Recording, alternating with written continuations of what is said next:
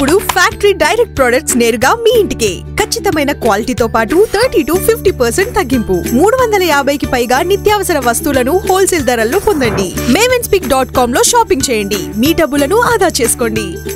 ఇప్పుడున్న సెన్సస్ ప్రకారం 1951 నుంచి షెడ్యూల్డ్ కులాలు షెడ్యూల్డ్ కులాలు జాతులు లెక్కబడుతున్నారు.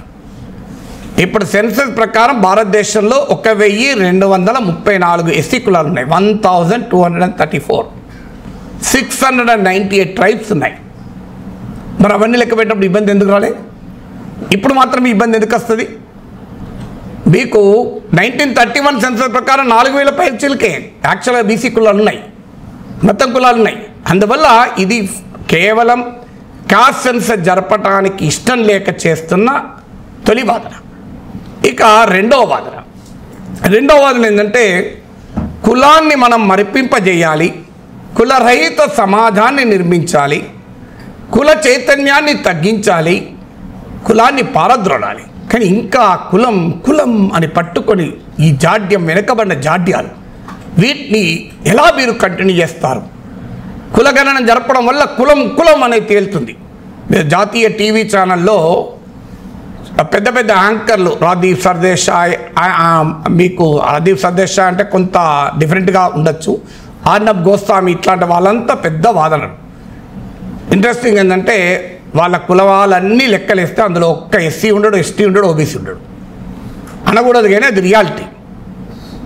భారతదేశ centre for study of developing societies వారు హిందీ, ఇంగ్లీష్ మీడియాలో బోత్ ప్రింట్ అండ్ టెలివిజన్లో డిసిషన్ మేకింగ్ రోల్స్లో ఉన్న 300 మంది సామాజిక నేపథ్యాన్ని స్టడీ చేస్తే అందులో not a single SC, not a single ST, 4% OBC. వీళ్ళు మళ్ళీ టీవీ స్క్రీన్ల మీదకి వచ్చి అన్యాయం, కులం గురించి ఇంకా మాట్లాడతారని.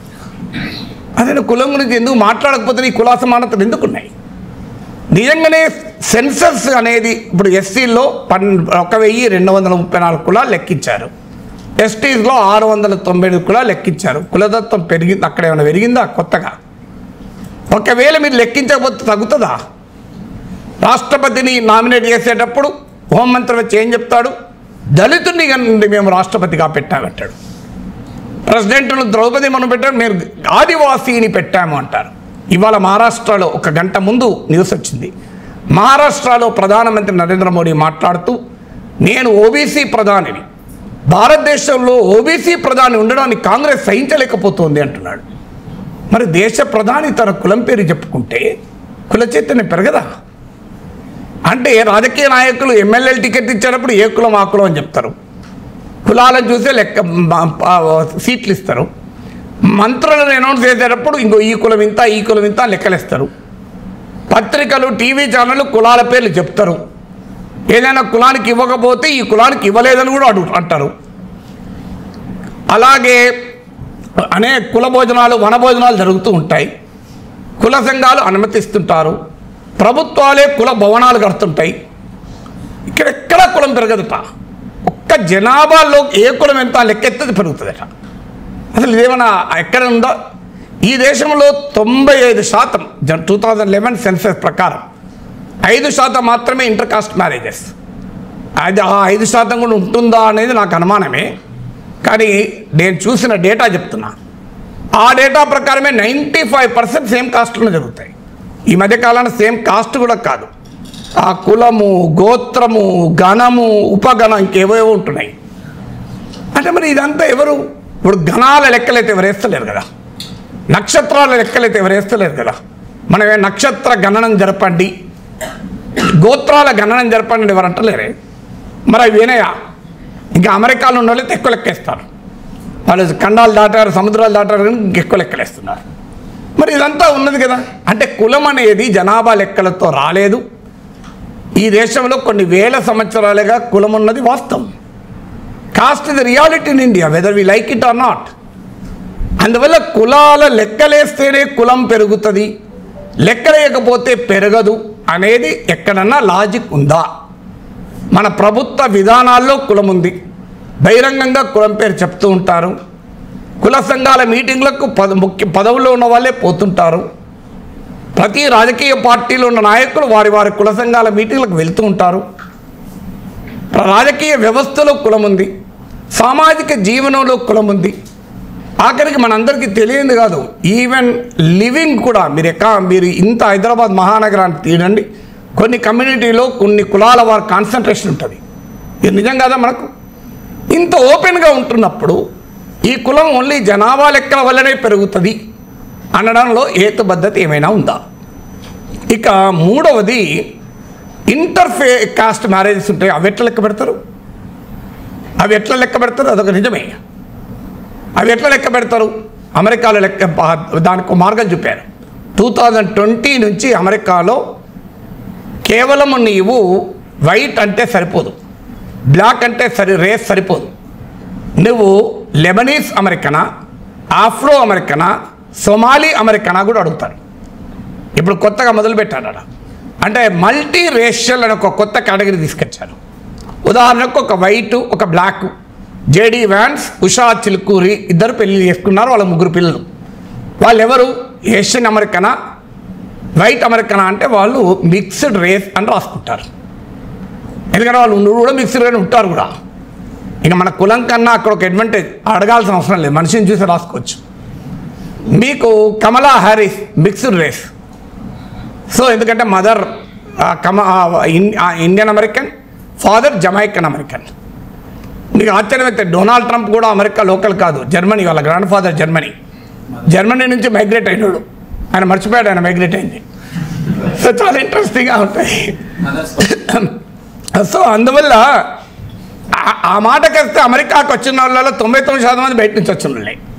It is an transplanted civilisation. So అందువల్ల అక్కడ నేను ఇంతకుముందు చెప్పినట్టు 0.7% అమెరికానే కాదు, ఆస్ట్రేలియా, బ్రిటన్, ఇక్కడంతటా కెనడా నేటివ్ పాపులేషన్ చాలా క్రూరంగా అణచివేయబడ్డారు, హింసించబడ్డారు. వాళ్ళు కంప్లీట్లీ వారు వివక్ష గురయ్యారు. సో అందువల్ల అమెరికాలో మల్టీ రేషియల్ అని ఒక కేటగిరీ పెట్టారు. మన దేశంలో కూడా మల్టీ కాస్ట్ పెట్టుకోవచ్చు, తప్పేముంది? లేదు, మన దేశంలో అమెరికాలో లేని ఇంకొక అంశం ఉంది. దాని మరి అడ్వాంటేజ్ అనాలో డిసడ్వాంటేజ్ అనాలో నాకు తెలియదు. మన దేశంలో ప్యాట్రియార్క్ ఉంది, పురుషాధిక్య సమాజం ఉంది. పిల్లలు పుట్టిన వారికి కూడా ఈ ప్రాబ్లం ఉంటుంది. తండ్రి ఇంటి పేరు వస్తుంది, తల్లి ఇంటి పేరు వస్తుంది. కానీ ఎవరింటి పేరు ఉంటుంది? తండ్రి ఇంటి పేరు ఉంటుంది, తల్లి ఇంటి పేరు ఉండదు. చూడండి, ఒక బిడ్డకు తల్లి తండ్రి ఇద్దరు సమానమే కదా జననానికి, కానీ తల్లి పేరు ఉండదు, తల్లి ఇంటి పేరు ఉండదు. అందుకే నాకు మనవరాలు పడితే నా కొడుకు అక్కడ 3 వర్డ్స్ ఉంటుంది కదా, first name, middle name, last name అని. మిడిల్ నేము తల్లి ఇంటి పేరు పెట్టాడు. ఎందుకంటే నా లీనేజ్ ఉండకూడదు, ఆమె లీనేజ్ కూడా ఉండాలి కదా అని. నేను చాలా నాకన్నా ఎక్కువ ప్రోగ్రెసివ్ ఉన్నవారు అనుభవించుకున్నాను. నేను మామూలు విషయం కాదు అది. ఎంతవరకు నాకు కూడా ఆలోచన రాలే. ఇప్పుడు నా పిల్లల ఇంటి పేరు కూడా మాదే ఉంటుంది, మా మేడం ఉండదు.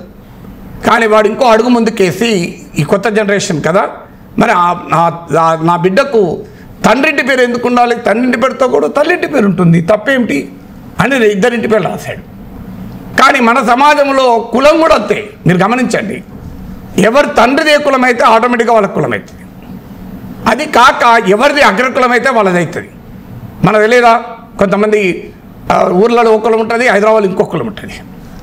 సో అందువల్ల ఎవరిది డామినెంట్ కాస్ట్ అయితే ఆ కాస్ట్ ఉంటుంది, లేదా ఫాదర్ది ఏ కాస్ట్ ఉంటే ఆ కాస్ట్ ఉంటుంది. ఇవన్నీ అమెరికాలో కూడా లేవు. మన దగ్గర ఉన్న అడ్వాంటేజ్ అన్నామో డిసడ్వాంటేజ్ నాకు తెలియదు. ఏది లేకపోయినా ఇంకో ప్రాబ్లం కూడా చెప్తారు, రిలీజన్ లెక్కలేస్తారే. మరి రిలీజన్లో కూడా ఈ ప్రాబ్లం వస్తుంది కదా. నేను ఏ రిలీజన్ కాదు అంటాడు, నాస్తికుడు ఉంటాడు. మీ కేటగిరీలో నాస్తికత్వం అనేది మతానిగా గుర్తించలేదు జనాభా లెక్కల ప్రకారం. నేను దేవుణ్ణి నమ్మను, మన ఏ మతం నాది. అప్పుడు ఏం రాసుకుంటారు?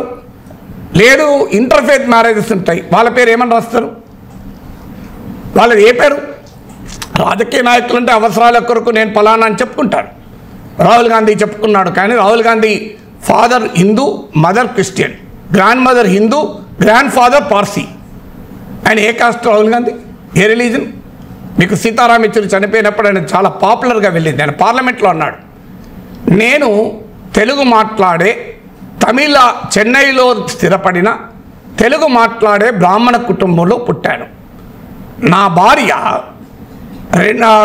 1930s రాజస్థాన్ నుంచి మైసూరుకు వలస వచ్చిన రాజపూట్ తల్లికి ఒక సుఫీ ఇస్లాం పాటించేటువంటి తండ్రికి పుట్టింది. నా కొడుకుది ఏ కులమో అని అడిగాడు ఆయన. This is the idea of India అని పార్లమెంట్లో ఆయన ప్రసంగం అది. ఈసారి చనిపోయిన మధ్యగా ఇలా భారతదేశం యొక్క గొప్పతనం అది. India greatness lies in its diversity. India greatness lies in this వైవిధ్యమే భారతదేశం యొక్క గొప్పతనం. సో అందువల్ల ఇంటర్ఫేత్ మ్యారేజెస్ చేసుకున్న వారి సంతానాన్ని లెక్క పెట్టగలిగినప్పుడు, దేవుణ్ణే నమ్మని వారికి లెక్కలేయగలిగినప్పుడు, అంత కులాంతర వివాహాలు చేసుకున్న పిల్లల లెక్కలు వేయలేమా? Where there is a will there is a way అని ఇంగ్లీష్ సామెతుంది. నేను ఇన్ని ఉదాహరణలు చెప్పాను. మల్టీ కాస్ట్ అని రాసుకో, లేదు మన సమాజంలో వద్దన్నా తండ్రిదే రాస్తారు, మనకు తెలిసి ఇవన్నీ.